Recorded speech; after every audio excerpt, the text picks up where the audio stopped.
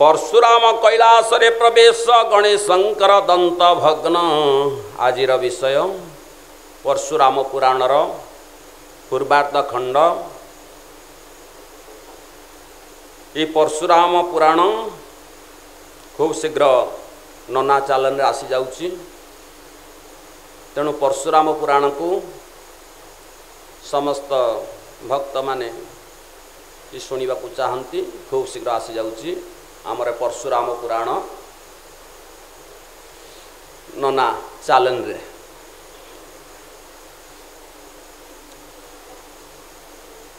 गज अरे ध्वजाकारे बदन पितांको पचारंती करे भक्त एठी चरितकु